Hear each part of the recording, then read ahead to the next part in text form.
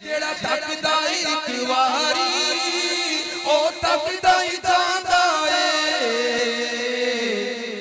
میری سونی سونی مرشد دا دیدار بڑا سونا محمد تیمور اتاری عرض کر رہا ہوں نوکھر سے۔ بابا جانی کی بارگاہ میں میرا یہ سوال ہے کہ حضور جب نیا آدمی کے ماحول میں آتے ہیں تو بہت جذبات ہوتے ہیں نیکی کرنے کے، کہ جب آدمی پرانا ہو جاتا ہے تو وہ نیکی کے جذبات جو ہے وہ مدم پڑنا شروع ہو جاتے ہیں۔ اس کے اسباب بیان فرما دیجئے، اور کوئی ایسے مدنی پھول عطا فرما دے کہ انسان نیکی کے کاموں میں استقامت پا لے۔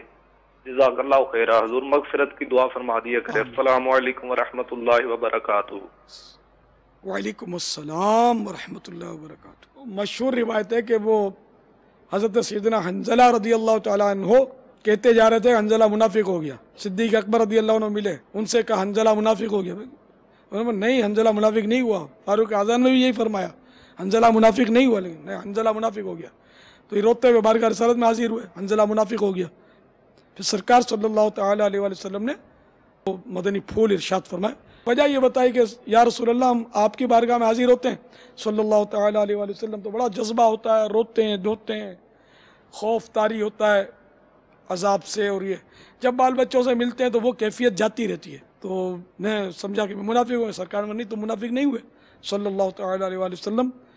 تو اس لیے مطلب یہ کہ وہ کیفیت، جیسے اب بندہ نعت شریف سنتا ہے تو تھوڑا سنجیدہ ہو جاتا ہے، پھر رو پڑتا ہے، بعضوں کا کیفیت طاری ہوتی ہے، خوف خدا کی باتیں سنتا ہے تو کیفیت طاری ہو جاتی ہے، روتا ہے، دعا میں گڑ گڑاتا ہے، روتا ہے، ہر وقت تو وہ نہیں ایسا کرتا۔ تو اس میں کوئی مطلب ایسی بات نہیں ہے۔ ایک اور انہی کا واقعہ کہ اگر تم پر یہی کیفیت باقی رہتی تو راہوں میں فرشتے تم سے مصافحہ کرتے۔ کیفیت بدلتی رہتی ہے، تو یعنی یہ صحابہ کرام کے ساتھ بھی ایسا ہوتا تھا علیہم الرضوان۔ تو اس میں کوئی حرج نہیں ہے۔ جذبہ اگر ٹھنڈا ہوتا ہے تو اس کو گھر میں رکھنا چاہیے۔ ہمارا تو بالکل ہی ٹھنڈا ہو جاتا نا کہ نعوذ باللہ پھر فجریں بھی چھوٹ جائیں تو نمازیں بھی قضا ہو جائیں تو داڑھی بھی اتر جائے، تو اتنا سرد بھی نہیں ہونا چاہیے۔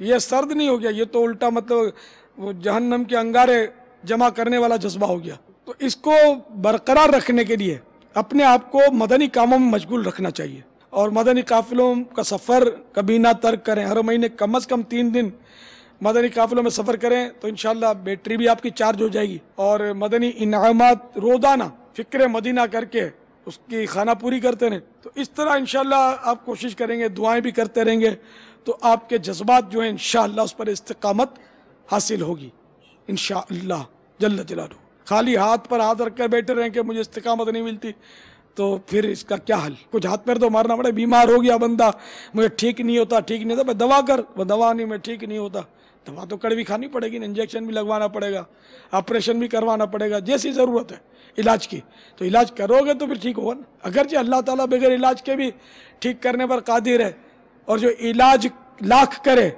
اور وہ نہ چاہے تو شفا نہ ملے۔ ہمیں تو اسباب کو اپنانا ہے نا، کوشش کرنی ہے۔ جیڑا تکدا ایک واری او تکدا ہی جاندا اے میری سونی سونی مرشد دا دیدار بڑا سونا